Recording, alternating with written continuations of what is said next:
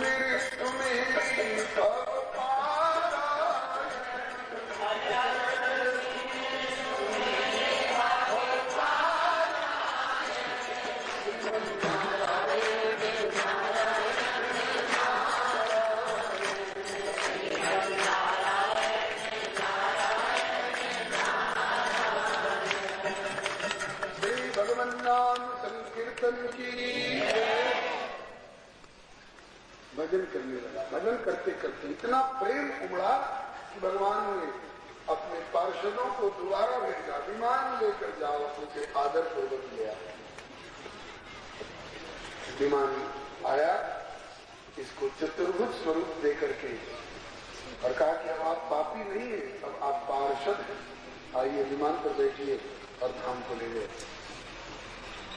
बहुत लोग कहते हैं कि कहीं तो ऐसा लिखा है कि भाव कुभाव अनख आलस हो, नाम जपत मंगल दिशि दस हो। कहीं ऐसा भी लिखा है कि राम राम सब कोई कहे, ठग ठाकुर और चोर, बिना भाव रीझे नहीं तुलसी नंद किशोर। तो दोनों में कौन बात सही है? दोनों बात सही है। फल श्रुति में अंतर है। भाव भाव अलग आलस हो, नाम जपत, वहां मंगल शब्द है, मंगल हो जाएगा। और यहाँ बिना भाव रीझे नहीं, रीझना शब्द है। मंगल होना अलग चीज है और रीझना प्रभु का अलग चीज है। एक ही अजामिल के जीवन में दोनों बातें दिखाई पड़ रही हैं। बिना भाव के बेटे के बहाने नारायण नाम लिया तो मंगल हो गया, नरकों से बच गया, हो गया मंगल। लेकिन रीझना प्रभु का तब हुआ जबकि प्रेम भक्ति पूर्वक भगवान नाम का भजन किया। तो प्रभु बुला लिए अपने धाम में, अपनी गोद में। चलो किसी भी तरह से भाव सहित जब सको तो और बढ़िया, भाव सहित नहीं भजो तो बिना भाव के ही। अकर्णा मंद कर्णम श्रेय, something is better than nothing.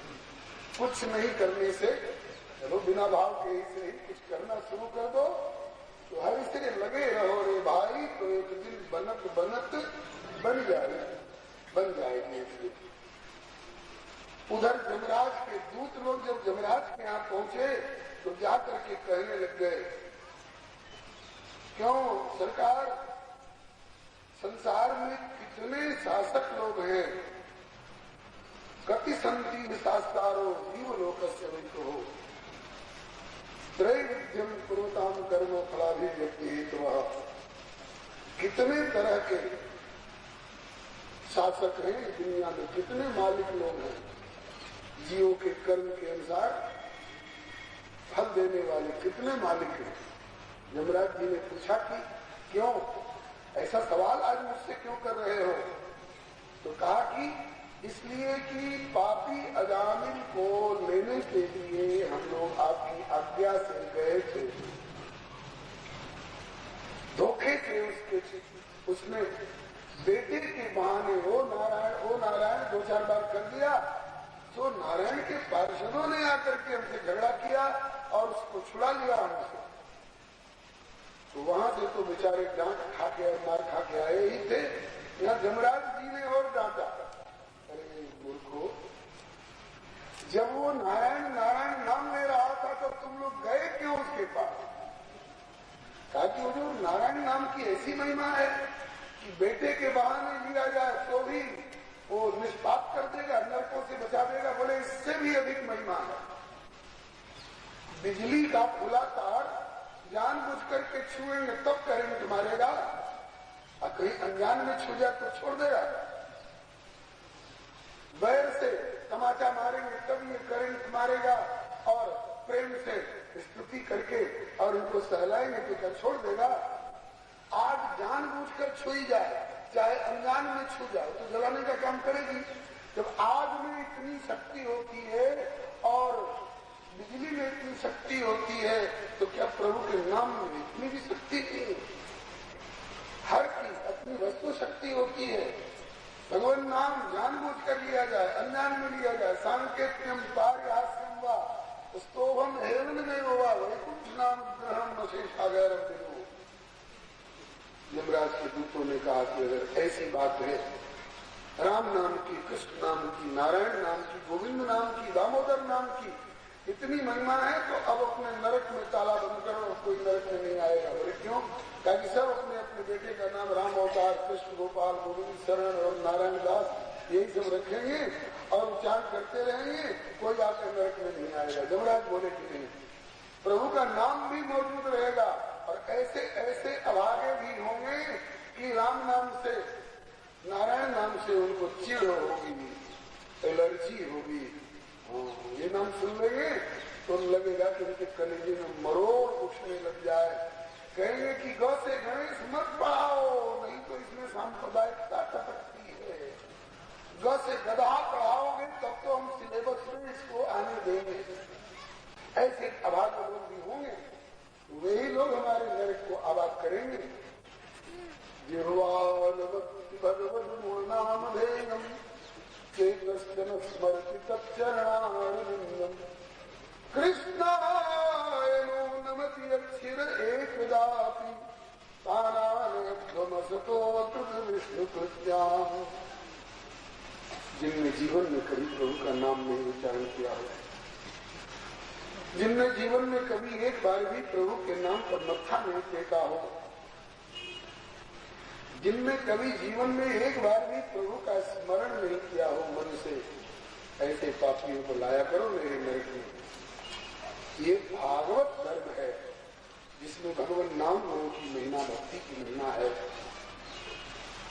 Bhagavat धर्म को सब नहीं जानते हैं, गिने गुथे 12 व्यक्ति हैं जो जानते हैं, जिनको द्वादश भागवताचार्य कहा जाता है।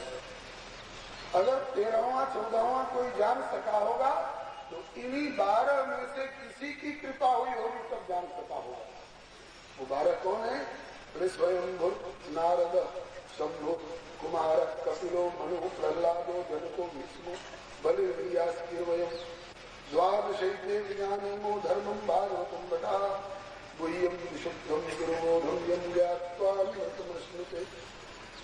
वेदी ब्रह्मा जी, नारद, शंकर, सनकादिक, कपिल, देव, मनु, नरहरिदास, प्रहलाद जी, जनक, भीष्म, बलि, शुकमुनि, धर्म स्वरूप, ये अनुचर हरिजू के जो इनको जसगावे आदि अंत नो मंगल किनके श्रोता वक्ता पाम।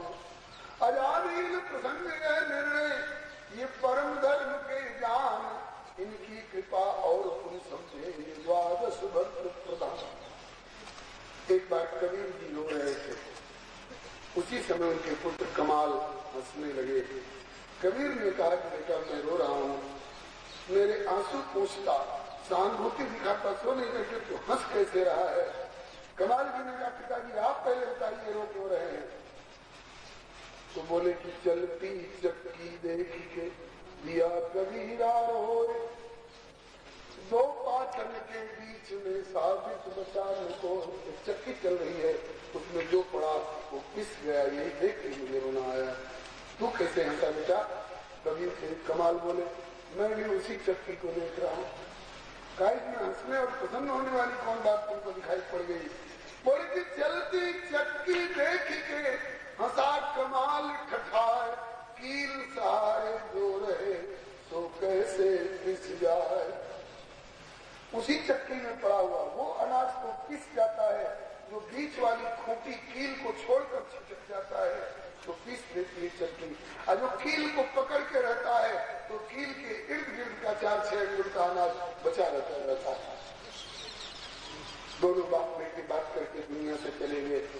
लोग समझ मिलता है वो कील क्या है, वो चक्की क्या है, वो अनाज क्या है, कौन बच गया कौन पिस गया। इसका अर्थ सिर्फ तुलसीदास जी ने एक दोहे में बताया, माया चक्की और कील हरी, जीव चराचर नाज, तुलसी जो उबरो चाहे तो कील शरण को भाज। इसी भाव का एक गीत पूरब की भाषा में। बात थोड़ी और स्पष्ट हो जाती है। बिगड़ल जन्म जन्म के, जन्म जन्म की बिगड़ी जिंदगानी सुधर गई किसकी? बिगड़ल जन्म जन्म के सुधरल जिंदगनिया, लगनिया जिनकी राम से लगी। बिगड़ल जन्म जन्म के सुधरल जिंदगनिया, लगनिया जिनकी राम से लगी। जन्म जन्म की बिगड़ी जिंदगानी सुधर गई, जिनकी लगन राम से लगी। किसकी सुधरी? बोले बिगड़ल जन्म अजान, बिगड़ल जन्म जन्म, बिगड़ल जन्म जन्म के सुधरल जिंदगनिया, लगनिया जिनकी राम से लगी। बिगड़ल जन्म जन्म के सुधरल जिंदगनिया, लगनिया जिनकी राम से लगी। अजामिल चिपक गया उस कील से, कील माने भगवान, भगवान के नाम से, नारायण नाम से चिपक गया, इसलिए जमराज के दूत इसको नहीं ले जा सके, बच गया। एक उदाहरण देकर के गुरु जी समझाया करते थे सुविचरण श्री भक्तमाली जी महाराज। एक बनिया देहात के गांव में सौदा बेचने जाता था, फेरी करके सौदा बेचता था, रोज दिन छत्ते लौट आता था। एक दिन रास्ते में ही उसे अंधेरा हो गया, रात हो गई। ऐसे रास्ते से गुजर रहा था जहाँ भूत प्रेतों का अड्डा था। भूत प्रेतों ने घेर लिया उसे, कहा है कौन है तू? बोला बनिया क्या है तेरे माथे पर? सूट टोकरी है, इसमें क्या है? अरे तराजू बात है, क्या करते हैं इससे? बड़े सौदा तोलते। कहा हमारा सौदा तोलो। बालू का पहाड़ दिखाया, सारा तोलो, और इतना तोड़ने में तुम मर जाएंगे, कल नहीं तोड़ोगे तो हम मार डालेंगे।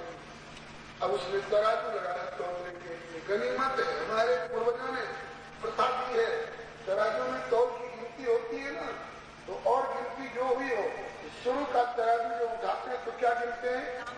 राम जी राम, राम जी राम। जो रामा जी रामा शुरू किया सारे भूत भाग गए। दूर जाके कहने लगे आगे तोलो, आगे तोलो।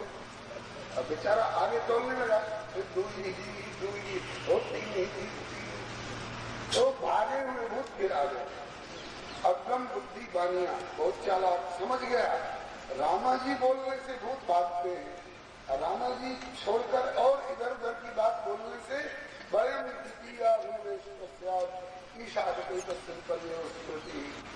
चतुर था, उसने तोला हुआ सौदा मिला दिया एक में, और फिर से तोलूंगा।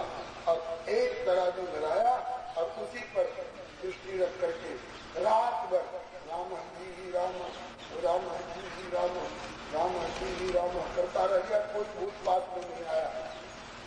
उसने कहा कि रात भर रामा जी रामा करने से मैं बच गया, अब मैं रात ही भर क्यों, अब जिंदगी भर रामा जी छोड़ करके और कुछ बोलेंगे नहीं। कल्याण हो गया। ऐसे ही तोलते ऐसे तोलते तोलते गुरु नानक देव जी 10 के बाद जब आगे बढ़े 11 राम 11, 12 राम 12, 12 के बाद 13 राम 13, 13 राम 13, 13 की गिनती से इनका मन उठ करके कहाँ चला गया? 13 राम 13। सारा सौदा बोले सब 13 राम 13, यहाँ तक कि मैं 13 राम 13। इतने ही पर आत्मसमर्पण हो गया, कल्याण हो गया। जीवन के हर क्षेत्र में प्रभु का नाम जोड़ो। नानक दुखिया सब संसार, सो सुखिया जो नाम आधार। कोई कोई जिद्दी ऐसे होते हैं कि इस तरह से भी नहीं बोले, हरि बोलो हरि, बोले नहीं बोलेंगे हरि, बोले बोल तो दिया हरि, बोले बंद कर हरि हरि हरि। अरे इस बहाने भी हरि हरि कहोगे तो कल्याण होगा। कोई जिद्दी ऐसे होते हैं इस तरह से भी बोलना पसंद नहीं, बोल हरि, बोले नहीं बोलेंगे। क्या नहीं बोलोगे? बोले वही नहीं बोलेंगे जो तुम बोल रहे हो। मैंने इस बहाने भी मुख से न निकले, कहा कि चलो हमारे कहने से मत बोलो, डॉक्टर कहेंगे तब तो बोलोगे, रहने दो। आज के डॉक्टर कहाँ कहते हैं हरि बोलने के लिए? कहा कि पेशाब में चीनी आने लग गई, शरीर गलने लगा, चक्कर आने लगा। हाँ डॉक्टर साहब देखो न क्या हो गया है, बोले पेशाब जांच कराइए। पेशाब में चीनी आ रही है, बोले अब? कहा कि अगर रोकथाम नहीं होगी तो 10 दिन में तुम्हारा राम नाम सत्य होगा।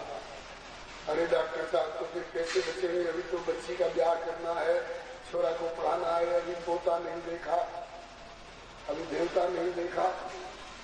कहा कि अगर जीना चाहते हो तो आज से चावल खाना छोड़ दो, चीनी खाना छोड़ दो, आलू खाना छोड़ दो, अंगूर खाना छोड़ दो, सेब खाना छोड़ दो, किशमिश मुनक्का खाना छोड़ दो। हाँ डॉक्टर साहब सब मना कर दोगे तो जिएंगे कैसे? कुछ तो बताओ। ले जाओ हरी सब्जी खा सकते हैं। बोलो वृंदावन हरी सब्जी खा सकते हो। अब हरी सब्जी भाग्य में चिपक गई डॉक्टर के कहने से। घर आए, पूछा घर वालों ने, दादा क्या कहा डॉक्टर ने? क्या कहा यार? कहता है कि सब खाना छोड़ दो। अरे कुछ तो बताया होगा। बोले कि कहता है कि हरी सब्जी खा सकते हो। दादा बाजार जा रहे हैं, कुछ लाना है? और क्या लाओगे? हरी सब्जी लाना। हरी सब्जी कहने के बहाने भी हरी शब्द मुख से निकला। हरि नाम है प्रभु का। हरे हरत पापान दुष्ट चित्त रति स्मृता अनिच्छया संस्पृष्टो दत्त ये वही पावका। अरे यार ये गाड़ी क्यों नहीं खुल रही है? बोले दादा अभी ना खुलेगी। कब खुलेगी? जब डॉक्टर साहब हरी झंडी दिखाएंगे तब। रात्रि का समय है, बोले हरी बत्ती होगी तब गाड़ी खुलेगी। हरी झंडी, हरी बत्ती, हरी सब्जी, हरी पत्ती, हरी साड़ी, हरी सॉफी, इसी बहाने हरी शब्द मुख से निकला तो तरह तरह कल्याण हो जाएगा। श्री सुखदेव जी कहते हैं कि हे परीक्षित, ये अजामिल और अजामिल का नारायण नाम से उद्धार, ये प्रसंग इतना महत्व का है कि मैंने यह प्रसंग मलय पर्वत पर विराजमान श्री अगस्त जी के श्री मुख से सुना था। इसका मतलब कि सुखदेव जी कथा कहते ही नहीं है, कोई बढ़िया सुनाने वाले संत मिल जाए तो श्रोता बनकर सुनते भी हैं। जो बड़ों से सुनेगा नहीं वो सुना क्या सकेगा? पहले बड़ों से संतों से सुनना चाहिए, सुनने के बाद गुनना चाहिए और तब उसके बाद इसको कहना चाहिए। यही तरीका है। आत्मा वारे द्रष्टव्य, परमात्मा का दर्शन करो, ये साध्य हुआ, लक्ष्य हुआ। इसके लिए करना क्या होगा? पहले श्रोतव्य, फिर मंतव्य, फिर निधिध्यास्तव्यश्च, तब आत्मावारो द्रष्टव्य, इस लक्ष्य की पूर्ति होगी। ये तरीका है। और क्या सुनना चाहते हो परीक्षित? बोले कि आपने देवताओं का, श्री हरिनम, आपने मनुष्यों का सृष्टि विस्तार वर्णन बहुत सुना है। मनु जी की शत्रुपा नाम की पत्नी के गर्भ से 3 कन्याएं, 2 पुत्र हुए। आकुति देवती प्रसूति, उत्तानपात की, अपराध, उनके बच्चे हुए, उनके बच्चे हुए, उनका उनसे विवाह। मनुष्यों की सृष्टि का विस्तार तो बहुत सुनाया, लेकिन देवासुर सर्वो नागानाम मृग पक्षिणाम सामासिक स्वयं करे जैसे व्यास मिथ्या विज्ञापन के भवन था अनुसर्ग मैया शक्तिया सर्व भगवान पर। देवताओं का, असुरों का, पशुओं का, पक्षियों का, नागों का, इनका विस्तार वर्णन आपने संक्षेप में सुना दिया।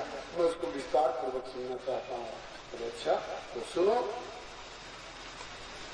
दक्ष प्रजापति ने पूर्व पहले जन्म में जो ब्रह्मा के पुत्र थे तो स्वयंभू दक्ष कहलाते थे।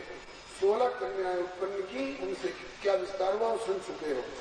वही दक्ष प्रजापति शंकर जी से द्रोह करने के कारण जब बकरे का सिर हो गया तो बड़ी ग्लानि होती थी। यज्ञ तो संपन्न हो गया, लेकिन जिगर के रास्ते से जाते लोग पूछते थे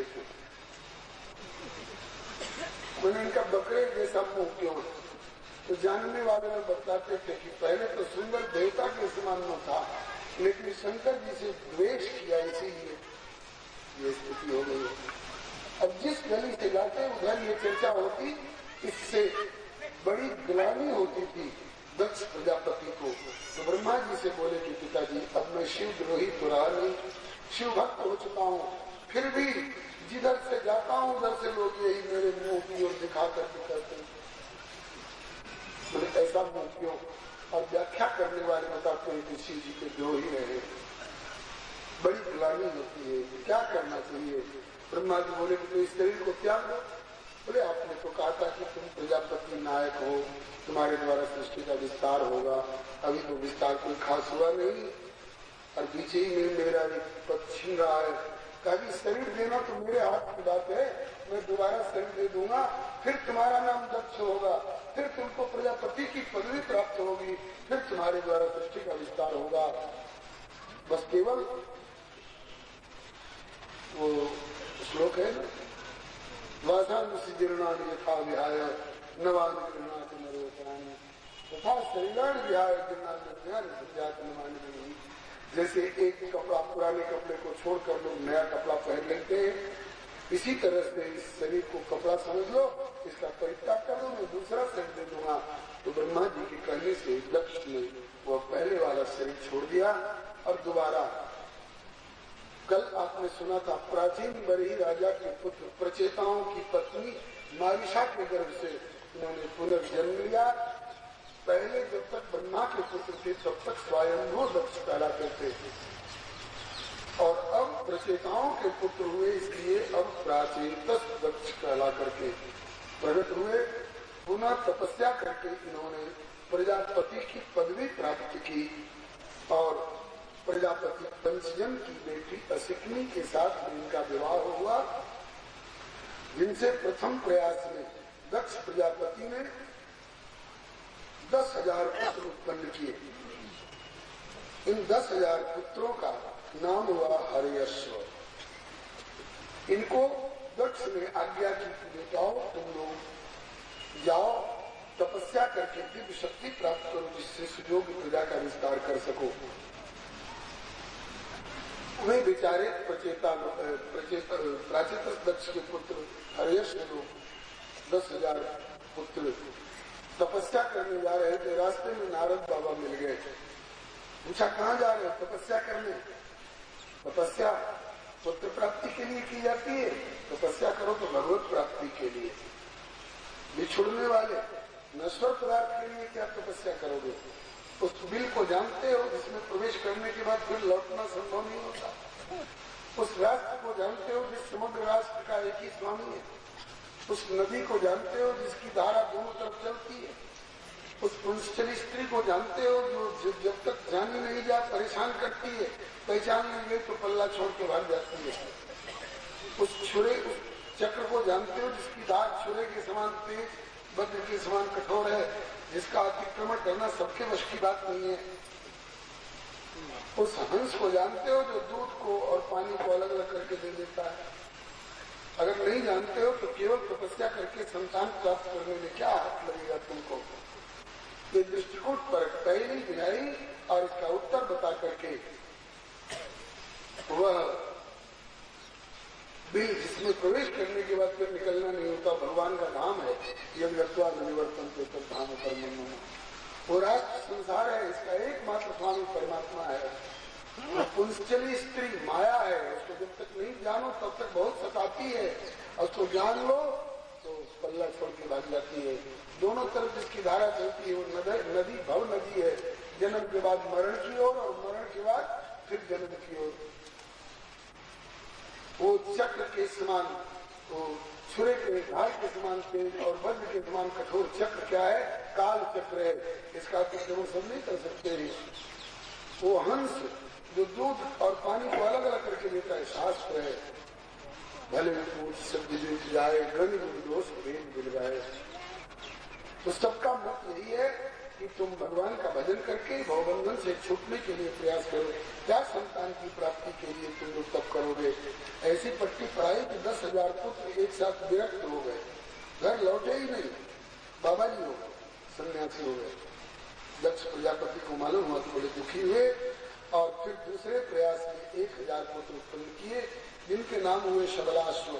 इनको भी दक्ष प्रजापति ने आज्ञा की, जाओ तपस्या करके दिव्य शक्ति प्राप्त करो, जिससे सुयोग प्रजा का विस्तार हो सके।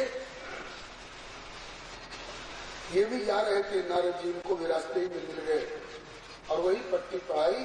बोले कि तुम्हारे बड़े भाइयों ने जो रास्ता अपनाया है बहुत बढ़िया मार्ग है, कल्याण का वही मार्ग है।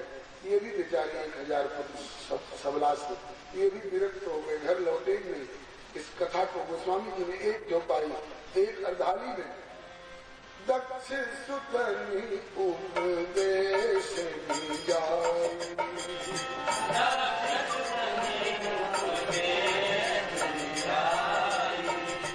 दक्ष सुतनि उपदेश जाई,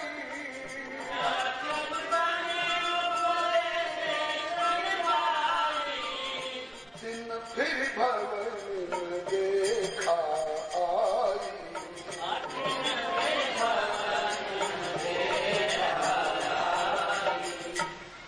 ऐसा पाठ पढ़ाया दक्ष के पुत्रों को, दिन लौट कर उन्होंने देखा ही नहीं घर कैसा होता।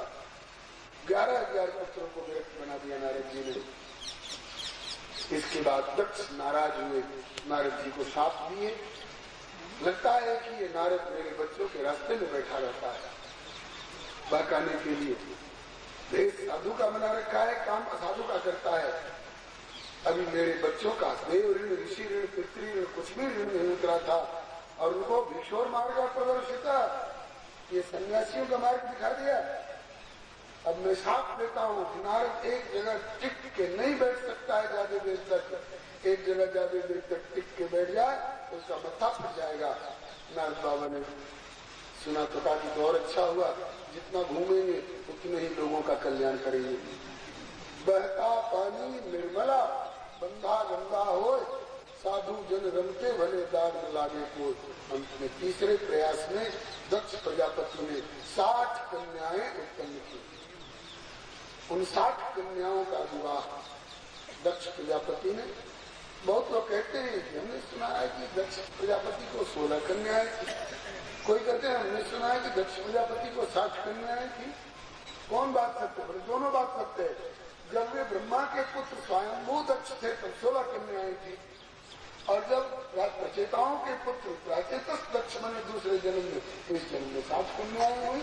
दोनों बात सत्य है, सब संदेह मत करना, ये 2 जन्म की बातें हैं।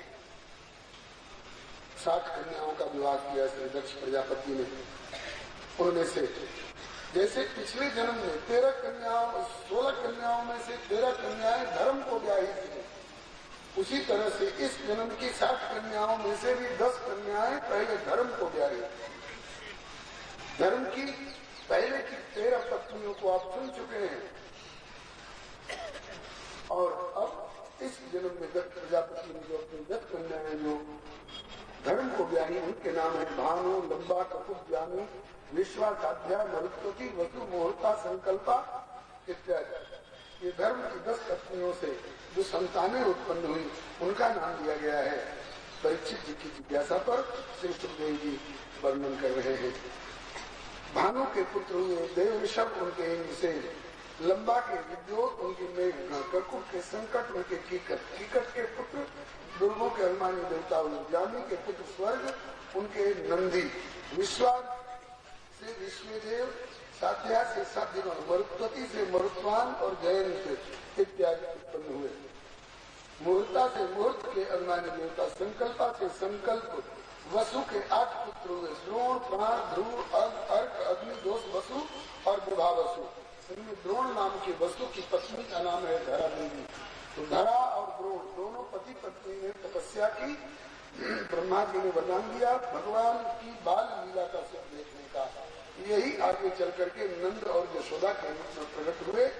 यह बात आप लोगों को दशम स्कंद पूर्वार्ध में ही सुनने को मिलेगी। द्रोणो वसु नाम प्रवरो धरया सभार्यया करिष्यमाणया निशान ब्रह्मण समुवाच।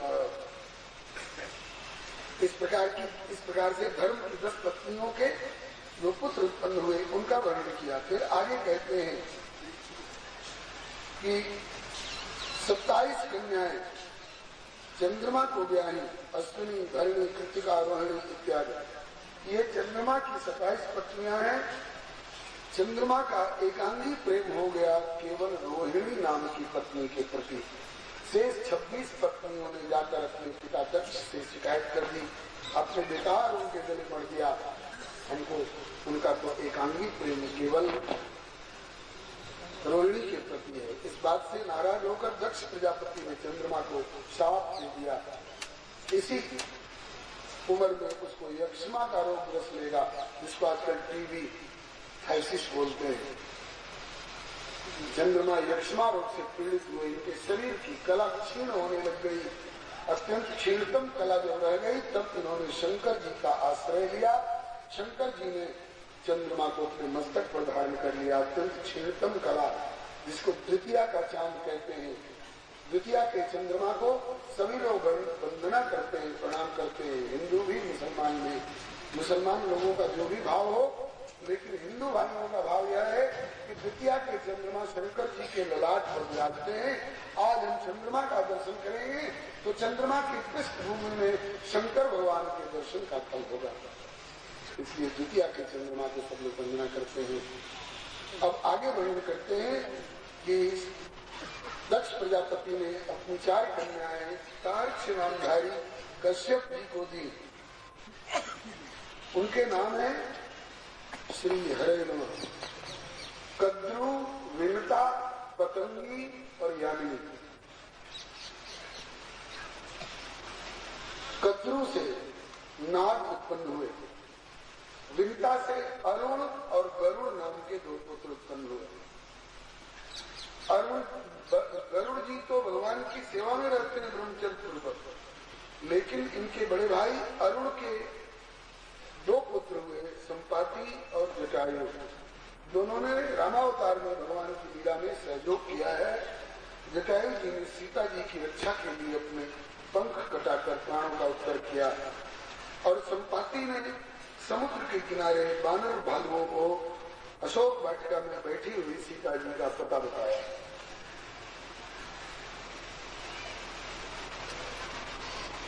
कद्रु के नाग हुए, जिनमें सबसे बड़े श्रेष्ठ जी हैं। वो तो भगवान की सेवा में रहते हैं, प्रभु के अभिन्न स्वरूप हैं। और उनसे छोटे वासुकी समस्त नागों के स्वामी कहलाते हैं। और पतंगी से पक्षियों का जन्म हुआ। यामिनी नाम की पत्नी से कश्यप जी ने सलभों को उत्पन्न किया। इनके अतिरिक्त भी श्री कश्यप जी की और कई पत्नियां हैं। ये भी दक्ष प्रजापति की बेटी हैं। इनके नाम है अदिति, दीति, दनु, काष्ठा, अरिष्टा, सुरसा, इला, मुनि, क्रोधवशा, ताम्रा, सुरभि, शर्मा और तिमी। इनमें से तिमी के पुत्र हुए जलचर जंतु, शर्मा से व्याघ्र इत्यादि हिंसक जीव उत्पन्न हुए, सुरभि से गाय भैंस इत्यादि 2 खुर वाले पशु उत्पन्न हुए, ताम्रा से बाज गिद्ध इत्यादि शिकारी पक्षी उत्पन्न हुए, मुनि से अप्सराएं उत्पन्न हुई, क्रोध वसा से सांप बिच्छू इत्यादि विषैले जंतु, इला से वृक्ष लता इत्यादि उत्पन्न हुए, अरिष्टा से गंधर्व, काष्ठा से 1 खुर वाले घोड़े खच्चर गधे इत्यादि उत्पन्न हुए। ये सब कश्यप जी की संतानें हैं। विभिन्न विभिन्न पत्नियों से जैसी जैसी पत्नियां वैसी वैसी संतानें। दनु नाम की पत्नी के गर्भ से 61 पुत्र उत्पन्न हुए जो दानव कहलाए। उनमें कुछ के नाम दिए गए हैं विमुर्दा, शंबर, अरिष्ट, हयग्रीव, विवावसु, पुलोमा, वृषपर्वा इत्यादि। वृषपर्वा दानवों के राजा कहे जाते हैं। अदिति के गर्भ से 12 पुत्र उत्पन्न हुए जो आदित्य कहलाए। सूर्य नारायण 12 भैया है। विवस्वान, अर्जुमा, पूषा, त्वष्टा, सविता, भर, धाता, विधाता, वरुण, मित्र, इंद्र और त्रिविक्रम, जिनको वामन भगवान कहते हैं। ये 12 पुत्र अदिति के गर्भ से उत्पन्न हुए कश्यप जी के। दिति के गर्भ से हिरण्यकशिपु, हिरण्याक्ष इत्यादि। इनकी वंश परंपरा भी काफी चली है जो दैत्य कहलाते हैं। इस प्रकार से श्री परीक्षित जी की जिज्ञासा पर देवताओं का, नागों का, पशुओं का, पक्षियों का, लताओं वृक्षों का वर्णन किया, इनका विस्तार वर्णन। आगे के अध्याय में कहते हैं कि एक बार देवराज इंद्र ने सभासदों के बहकावे में आकर के अपने गुरु बृहस्पति जी का अपमान कर दिया। सभासदों ने बहकाया, हुजूर पृथ्वी पर के मनुष्य लोग तो देवताओं का बंधन करते हैं, आप देवता ही नहीं देवराज हैं, इतनी ऊंची गद्दी पर बैठ करके, और आप बृहस्पति के आने पर उठ के खड़े क्यों होते, हाथ क्यों जोड़ते हैं, सिर क्यों झुकाते हैं, ऊंची गद्दी की तोहिनी होती है इससे। इंद्र अगर समझदारी से काम लेते तो कहते कि मैंने उनको गुरु रूप में, आचार्य रूप में वर्ण कर रखा है, इसलिए उनका बंधन करता हूँ। ये नहीं कहते। इंद्र बहकावे में आ गए और कहा कि अगर उन्हें प्रणाम करने से मेरी इस गद्दी की तोहिनी होती है तो आज से उनके आने पर मैं उठ के खड़ा होऊंगा, ना हाथ जोड़ूंगा, ना मस्तक झुकाऊंगा। बृहस्पति जी आए तो इंद्र अकड़े रह गए, न उठ के खड़े हुए, न हाथ जोड़े, न मस्तक झुकाए। संत समाज में कई मनोवृत्ति के महानुभाव होते हैं। कोई ऐसे भी होते हैं कि सम्मान निरादर आदर ही सब संत सुखी विचलित नहीं, और कोई ऐसे भी होते हैं मनस्वी विचार के, जो कहते हैं कि आवत ही हर्षे नहीं, नैनन नहीं स्नेह, तो तुलसी कहाँ न जाइए चाहे कंचन बरसे में। मान सहित विष खाए के शंभु भय जगदीश, और बिना मान अमृत पिए राहु कटाए और शीश। आदर पूर्वक जहर भी दो तो हम स्वीकार कर लेंगे, लेकिन अपमान पूर्वक अमृत भी दो तो हमें स्वीकार नहीं। बृहस्पति जी ऐसे ही मनस्वी विचार के बड़े महापुरुष हैं। जब इंद्र उठ के खड़े भी नहीं हुए, हाथ नहीं जोड़े, सिर नहीं झुकाए, समझ गए बृहस्पति जी इसको अपने इंद्र पद का मद हो गया है, इसलिए उल्टे पांव वहीं दरवाजे में से लौट गए। नीति है कृष्ण रुष्ट हले गुरु राखीवारे पारे, किंतु गुरु रुष्ट हले कृष्ण राखीवारे ना। इसी का भाव मानस में लिखा है, राख गुरु यदि कोप विधाता, राखे गुरु यदि कोप विधाता, गुरु विरोध नहीं को जग त्राता, गुरु विरोध नहीं को जग त्राता। भगवान नाराज होकर शाप दे दिए, लेकिन गुरुजी ने प्रार्थना करी नमामि श्मीशान निर्माण रूपम, तो भगवान को फिर क्षमा करनी पड़ी। राखे गुरु यदि को विधाता, लेकिन गुरु विरोध नहीं को जगत्राता। देवताओं के गुरु बृहस्पति उठ करके चले गए, देवता लोग श्रीहीन हो गए। दैत्यों को, असुरों को मालूम हुआ इस समय गुरु जी उनसे नाराज हैं, देवता लोग कहीं के नहीं, कहीं ठिकाना नहीं उनको। तो दैत्यों ने खदेड़ खदेड़ करके देवताओं को मारना शुरू किया। अब तो देवता लोग त्राय त्राय करते हुए ब्रह्मा जी के पास गए। ब्रह्मा जी ने डांटा, और करो अपमान गुरु जी का, और बनाओ अपनी गति की शान शौकत बढ़ाओ। भूल हो गई तो जाओ गुरु जी को संतुष्ट करो, और जब तक गुरु जी आने तब तक दृष्टा के पुत्र विश्वरूप को आचार्य रूप में बदल करके और उनसे तुम मदद लो। देवता लोग दृष्टा के पुत्र विश्वरूप के पास गए, आप हमारी मदद कर दें, जब तक गुरु जी आवे तब तक हमारा आचार्यत्व निभावे। बोले कि नहीं, जब तुम लोगों ने बृहस्पति जी का सम्मान नहीं किया तो मेरी क्या पूछोगे, मेरा क्या आदर करोगे। और ये रोहताई का काम अच्छा नहीं है। जब करेंगे हम, पाठ करेंगे हम, दक्षिणा देकर जजमान सबको ले जाएगा, हम छूछे के छूछे रह जाएंगे। उपरोहित कर्म अति मंदा, वेद पुराण स्मृत कर निंदा, ये हम नहीं लेते। इस प्रकार से जब विश्वरूप ने कहा तब देवताओं ने कहा कि दान दक्षिणा के लोभ से नहीं, हमारी मदद की दृष्टि से, सहयोग की भावना से, जब तक गुरु नहीं आए तब तक संभाल दीजिए। बोले कि ऐसी बात है तो संभाल दूंगा। विश्वरूप के पास नारायण कवच नाम की एक बड़ी प्रभावशाली विद्या थी। इस विद्या का ऐसा प्रभाव है कि इस नारायण कवच का आदर करने वाले अगर अपनी इच्छा से शरीर छोड़ दें तो उनके शरीर छूटने के बाद भी उनकी हड्डी तक में प्रभाव रहता है इस विद्या का। एक कौशिक नाम के ब्राह्मण ने जानबूझकर अपनी